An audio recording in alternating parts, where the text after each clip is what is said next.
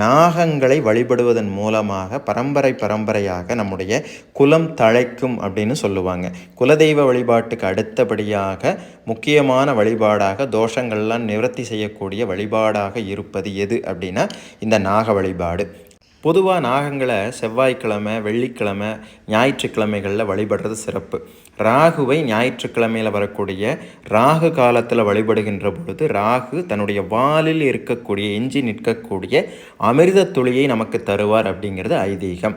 குறிப்பாக சொல்லணும் அப்படின்னா தட்சிணாயன புண்ணியகாலத்தின் தொடக்கமான இந்த ஆடி மாதத்தில் வரக்கூடிய பஞ்சமி திதியும் சதுர்த்தி திதியும் இந்த நாக வழிபாட்டுக்கு ரொம்பவே சிறந்தது அப்படின்னு சொல்லலாம். நாக வழிபாட்டில் முக்கியமான பொருட்களாக, முக்கிய பூஜை பொருட்களாக இருப்பது எது அப்படின்னா மஞ்சள் பொடி, இளநீர், பால், பாலையில் இருக்கக்கூடிய பூ. இதுக்கு காரணம் என்ன அப்படின்னு பார்த்தீங்கன்னா காண்டீவதாரியான அர்ஜுனன் அக்னிதேவனுடைய கோரிக்கைப்படி, அக்னிதேவனுடைய பிரார்த்தனைப்படி அக்னியின் பசியை போக்குவதற்காக காண்டவ பிரஸ்தம் என்று சொல்லக்கூடிய காண்டவ வனத்தை எரிக்கிறான். அந்த எரிக்கும் பொழுது அந்த வனத்திலே இருந்த அத்தனை நாகங்களும் அத்தனை உயிர்களும், பறவை பட்சிகள் முதலாய அத்தனை உயிர்களும் அக்னிதேவனுக்கு இரையாகின்றன.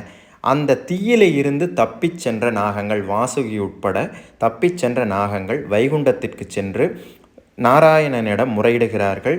தங்கள் உடலிலே ஏற்பட்ட, அர்ஜுனன் தொடுத்த சரத்தால் எங்கள் உடலிலே ஏற்பட்ட அந்த காயங்களை எல்லாம் ஆற்றி அருள வேண்டும் அப்படின்னு சொல்லி மகாவிஷ்ணுவிடம் கேட்கிறார்கள்.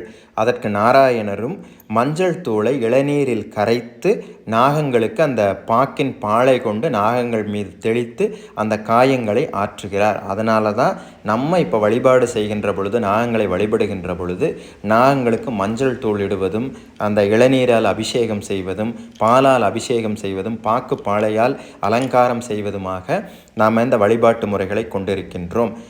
இப்படி நாகங்களை வழிபடுகின்ற பொழுது நாகங்களுக்கு பிரியமான பொருட்களான மஞ்சள் தூள், பால், இளநீர், பாக்குடைய பாலை இவற்றை கொண்டு நாம் வழிபாடு செய்கின்ற பொழுது நாகங்கள் பிரீத்தியடைந்து நாகங்கள் நம் மீது அனுகிரகம் சொரிவார்கள் அப்படிங்கிறதுல எந்தவித சந்தேகமும் கிடையாது.